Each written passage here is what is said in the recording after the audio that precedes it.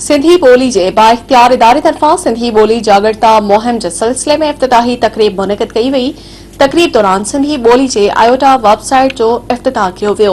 सिंधी ॿोली जे बाइख्तियार इदारे तरफ़ां मुनक़िद कयल तक़रीब में महताब अकबर राशिदी, जामी चांडियो, इसाक समेजो, ताज जोयो, रफ़िया मनहा समेत ॿियनि शिरकत कई। तक़रीब खे ख़िताब कंदे इसाक समेजो चयो त सिंधी ॿोली जागरता मुहिम जा केतिराई मक़सद आहिनि। सिंधी ॿोली 5000 साल पुराणी आहे, जंहिं जो मिसाल मुंहिंजे दड़े जी तहज़ीब मां मिले थो। इसाक समेजे ॻाल्हाईंदे चयो त सिंधी ॿोली जे बाइख्तियार इदारे जो मक़सद ॿोली जो वहापो ऐं ॿोली जो दुरुस्त इस्तेमाल करण लाइ क़ौम में शऊर पैदा करणु आहे।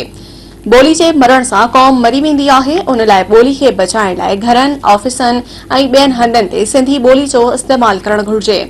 हुन वधीक चयो त हिन वक़्तु गूगल ते 4000 ॿोलियुनि जो तर्जुमो थिए थो, जिन में सिंधी ॿोली बि हिक आहे।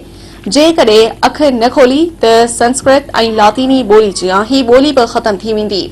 इसाक समेजी चयो त हिन वक़्तु पाकिस्तान में सभ खां वधीक अंग्रेज़ी ॿोली ॻाल्हाई ऐं लिखी वञे थी। अंग्रेज़ी ॿोली जे वधीक इस्तेमाल सां पाकिस्तान जी क़ौमी ॿोली उर्दू खे ख़तरा मौजूद आहिनि। सिंधी ऐं उर्दू आबादियुनि में हिन वक़्तु सभ खां वधीक बोर्ड अंग्रेज़ी में लिखियल आहिनि। माण्हू सुजाग थी पंहिंजनि ॿोलियुनि जो तहफ़ुज़ कनि। नामयारी लेखक महताब अकबर राशिदी ख़िताब कंदे चयो त हाणे असांखे सिंधी ॿोली खे बचाइण जे लाइ सेमिनार करणा पवंदा। उन जा केतिराई सबब आहिनि। तव्हांखे रुगो इहो सोचणो पवंदो त पंहिंजे घर में कहिड़ी ॿोली था ॻाल्हायो। असां अञा ताईं पंहिंजी मातृ ॿोली जी अहमियत ऐं मिठाण खां वाक़िफ़ न थी सघिया आहियूं। जेकॾहिं पाणी ॿियनि जी ॿोली ॻाल्हाईंदासीं त पंहिंजी मातृ ॿोली खे नुक़सानु पहुचंदो। हुन वधीक चयो त कराची अंदरि ख़ानगी तालीम में माफ़ियाऊं अची वयूं आहिनि।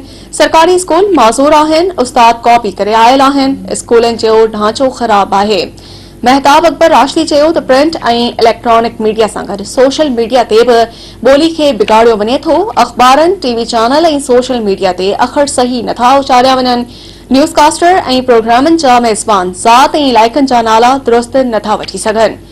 हुन जो चवणु हो त अंग्रेज़ आया, उन्हनि सिंधी अल्फ़ाबेट ठाहे ॾेई विया, न त असां मोगा थी वेठो हुजूं हा। ॿोली जे बचाव वारे कम में पहिरियां पंहिंजो पाण खां शुरूआत करणी पवंदी। कॉपी कल्चर सां गॾु पंहिंजनि ॿारनि खे बोर्डनि मां पैसा ॾेई ग्रेड वठी ॾियण वारे कम खे बंदि करणो पवंदो। ताज जोए ख़िताब कंदे चयो त 1972 में पास कयल ॿोली एक्ट ते अमल करायो वञे। सिंधी ॿोली खे दफ़्तरी ॿोली करार ॾेई असेंबलियुनि में बजट बि सिंधी में पढ़ी वञे। शहरनि, रोडनि ऐं रस्तनि जा नाला सिंधी में लिखिया वञनि। नेशनल हाईवे अथॉरिटी ऐं यूनिवर्सिटियुनि खे ख़त लिखियो वञे त हू रोडनि जे किलोमीटरनि जा बोर्ड में सिंधी में ठाहे लॻाइनि। हुन चयो त ख़ानगी स्कूलनि खे सिंधी पढ़ाइण जो पाबंद बणायो वञे। सिंधी न पढ़ाईंदड़ स्कूलनि जी रजिस्ट्रेशन रद्द कई वञे। जामी चांडीअ ख़िताब कंदे चयो त सिंधी ॿोली जे वजूद जे साम्हूं 5 मैदान आहिनि, जिन खे संभालण सां ॿोली खे तरक़ी वठाए सघिजे थी। 75 साल गुज़री वञण बावजूद सिंधी ॿोली खे क़ौमी ॿोली जो दर्जो न मिली सघियो आहे। उन लाइ संजे शऊर खे घुर्जे त हू रियासत खे मजबूर करे त जीअं हू सिंधी ॿोली खे क़ौमी ॿोली जो दर्जो ॾे। जामी चांडियो जो चवणु हो त आइन में गुंजाइश आहे त हर सूबो पंहिंजी ॿोली खे दफ़्तरी ॿोली जो दर्जो ॾेई सघे थो। उन लाइ सिंध हुकूमत खे घुर्जे त हू सिंधी ॿोली खे दफ़्तरी ॿोली जो दर्जो ॾेई अदालतुनि समेत सरकारी ऑफिसनि में सिंधी ॿोली इस्तेमाल कराई वञे।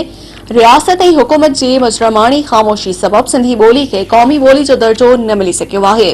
हुन वधीक चयो त अरब मुल्कनि में ॿाहिरीं मुल्कनि जा माण्हू वधीक रहनि था, पर कंहिंखे बि ज़रूरत नाहे त हू अरबी ॿोली खां सवाइ ॿी ॿोली इस्तेमाल करे सघनि। ॿारनि जे वालिदैन खे घुर्जे त पंहिंजे ॿारनि जे स्कूलनि खे सिंधी ॿोली पढ़ाइण लाइ ख़त लिखनि।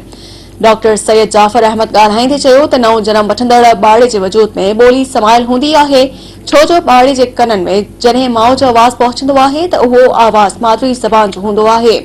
माद्री ज़बान सां क़ौमनि जी सुञाणप थींदी आहे। हुन लाइ माद्री ॿोलियुनि खे बचाइण ऐं उन जी तरक़ी लाइ कोशिश करणी पवंदी। उन दौरान सिंधी ॿोली जो समाजी वहापो, मसला ऐं उन जो हल जो उनवान हेठि ग्रुप डिस्कशन पिणु थी, जंहिं में मॉडिटर जाफर फयाज़ लतीफ़ सर अंजाम ॾिना। मदद अली सिंधी, तहमीना मुफ्ती ऐं न्यास बहर हिसो वरितो।